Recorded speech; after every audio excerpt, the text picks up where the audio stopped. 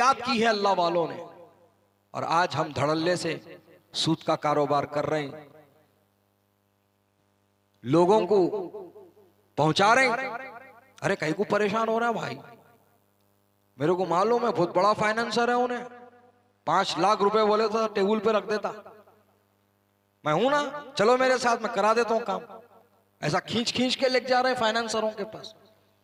दुकान डालना है, कारोबार करना है, ऑटो लेना है, क्या जरूरत है भाई? कोई भी नहीं देते पैसे आज के टाइम में, सूद पे लेना पड़ता आपको। माअज़ल्लाह, अस्तग़फिरुल्लाह। इंटरेस्ट पे, सूद पर पैसे लेकर के कारोबार करोगे, कभी कामयाब नहीं हो सकते, कभी राहत नहीं पा सकते, कभी तरक्की नहीं कर सकते। मुसलमानों, ये सूद का पैसा हराम है, देना भी हराम है, लेना भी हराम है, दिलाना भी हराम है, यहां तक कि उस पर गवाह बनना भी हराम है। तुम कतई सूदी मामलात में मुलव्विस ना हो, ना देने में ना लेने में। और कुछ लोग हिमाकत कर रहे और ये बोल रहे बैंकों से तो ले रहे ना भाई, हम लिए तो क्या गुनाह कर रहे हैं।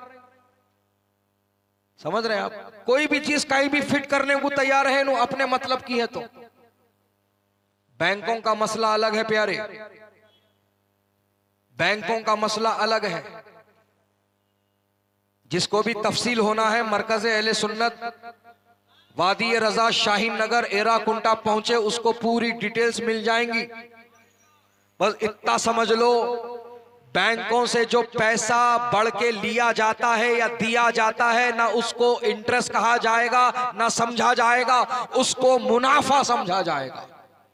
वो किस शक्ल में मुनाफा होता है यहां बयान नहीं किया जा सकता, टाइम लग जाता उसको, बहुत बारीकियां हैं उसके अंदर। तो आप आओ मरकज अहले सुन्नत की दारुल इफ्ता में, मुफ्ती साहब से मुलाकात करो तो आपको तफसील के साथ सारे मामले बताए जाएंगे। बैंकों को प्रूफ बना के सूद का पैसा मत कमाओ। सूद खाने वाले का हाल क्या होगा पता है? वो दुनिया में भी जलील होगा और आखिरत में भी वो जलील होगा और जहन्नम की वादियों में फेंका जाएगा। और उसके साथ जो अजाब का मामला होगा वो ये कि उसका पेट घड़े की तरह, मटके की तरह बड़ा कर दिया जाएगा। उसका पेट कैसा कर दिया जाएगा? घड़े की तरह, मटके की तरह। मटका देके, घड़ा देके कितना बड़ा रहता, उसका पेट ऐसा बड़ा हो जाएगा। और वो कैसा हो जाएगा? ट्रांसपेरेंट, आर पार नजर आएगा। बाहर से उसके पेट में बड़े बड़े सांप और बिच्छू उसको तकलीफ दे रहे, सो बाहर से नजर आएंगे। सूद का पैसा खाने वाले के पेट में अल्लाह ताला सांप और बिच्छू भर देगा और उसका पेट मटके की जितना बड़ा कर देगा और वो कांच की तरह नजर आएगा। जैसा कांच में से हर चीज साफ तौर पर नजर आती है, वैसा पेट हो जाएगा उसका। और यहां पर ही उसका अजाब खत्म नहीं हुआ। उस सूदखोर पर अल्लाह ताला आग के बने हुए घोड़ों को दौड़ाएगा। आग के बने हुए घोड़े उसके ऊपर दौड़ के आएंगे और उसको टक्कर मार के अपने सुमों से उसको खुंदल के, उसका पेट तोड़ के, उसके पेट में बड़े सारे बिच्छुओं को, सांपों को बाहर निकाल के वो भागते हुए आगे चले जाएंगे। और फिर उसके बाद ये तकलीफ से तड़प तड़प के मरेगा और फिर अल्लाह के हुक्म से जिंदा हो जाएगा। फिर उसका पेट जुड़ जाएगा और सारे सांप बिच्छू उसके पेट में चले जाएंगे। फिर जिधर घोड़े दौड़ कर गए थे उधर से घोड़े वापस दौड़ के आएंगे, फिर टक्कर मारेंगे, फिर उसके जो है पेट को तोड़ेंगे और वो तड़प तड़प के मरेगा। ये अजाब उसके ऊपर सिलसिलावार चलता रहेगा। अल्लाहु अकबर, अल्लाहु अकबर। अजीजाने गिरामी, पेट में गैस ही भर जाए तो इंसान परेशान हो जाए। चूरन खाए, टैबलेट खाए, कभी जो है इंजेक्शन ले, मेडिसिन ले, अरे गैस ही भर जाए पेट के अंदर तो आदमी बेचैन हो जाए। जरा सोचो, जब सूदखोर के पेट में अल्लाह सांप और बिच्छू भरेगा तो वो उसको कैसा दर्द होगा। लिहाजा है मुसलमानों, पैसे कमाने के शॉर्टकट मत ढूंढो। ये आज बहुत ज्यादा तुम्हारे अंदर खराबी आ गई है। शॉर्टकट, क्या बोले तो शॉर्टकट, शॉर्टकट नहीं है वो, डेड एंड है। शॉर्टकट नहीं है वो, डेड एंड है। वहां जाओगे यू टर्न भी नहीं मिलेगा।